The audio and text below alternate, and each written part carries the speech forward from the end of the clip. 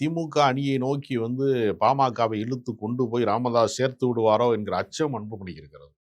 அதனால அன்புமணி என்ன செய்யறாருன்னா, தகப்பனுக்கு மகனுக்கு நடக்கிற தனிப்பட்ட சண்டையை ஏதோ திமுகவினுடைய, அதாவது இந்த நாடகத்தை எழுதியது திமுகன்ற மாதிரி கொண்டு வர்றாரு. திமுக உண்மையிலேயே பல கொள்கை நாடகங்களை நடத்தியிருக்கிறாங்க. அதனால அதெல்லாம் அண்ணா காலத்தோடு முடிந்து விட்டது. காகிதப்பூலாம் கலைஞர் நடிச்சிருக்கிறாரு. இப்ப எல்லாம் அவங்க நாடகம்லாம் செய்யறது கிடையாது. அதனால அரசியல் நாடகத்திற்கெல்லாம் திமுகல இடமே கிடையாது. இவர் என்ன சொல்றாருன்னா, திமுக பக்கம் எப்படியாவது நம்மை கொண்டு போய் சேர்த்து விடுவார்களோ, பாமகவும் திமுகவும் கூட்டணிக்கு வந்துவிடக் கூடாது என்பதற்காக ஒரு பக்கம் தமிழ்நாட்டினுடைய முதலமைச்சர் அப்படி ஒரு வாய்ப்பே இல்லை, நான் கேட்ட பூட்டி வச்சிருக்கிறேன்னு சொல்றாரு.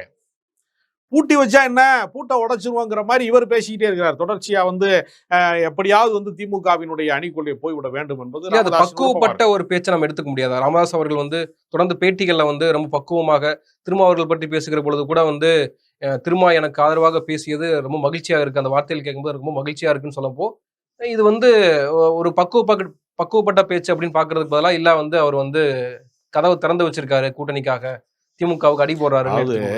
ஒருவேளை திமுக பக்கம் பாமக நெருங்கி வந்தால் விசிக வெளியேறிவிடும்.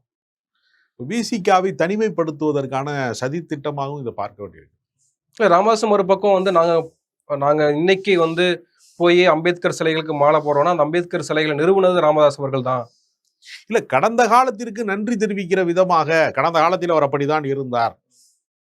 அவர் ஒரு குடிதாங்கி என்கிற கிராமத்திலே ஒரு தலித்துடைய பிணத்தை பொதுவெளியிலே கொண்டு செல்லக்கூடாது என்கிற ஒரு பிரச்சனை வந்தபோது நேரடியாக மருத்துவர் ராமதாஸ் சொந்த சமூகத்தை பகைத்து கொண்டு தானே தன்னுடைய தோளிலே சுமந்து அந்த பொதுவெளியிலே அந்த பணத்தை கொண்டு போவதற்கு உதவி செய்தார் என்பது கடந்த கால வரலாறு. அதனாலதான் தமிழ் குடிதாங்கி என்கிற பட்டத்தை கூட திருமாவளவன் அவர்கள் கடந்த காலத்திலே அவருக்கு தந்தார். இதெல்லாம் வரலாறு.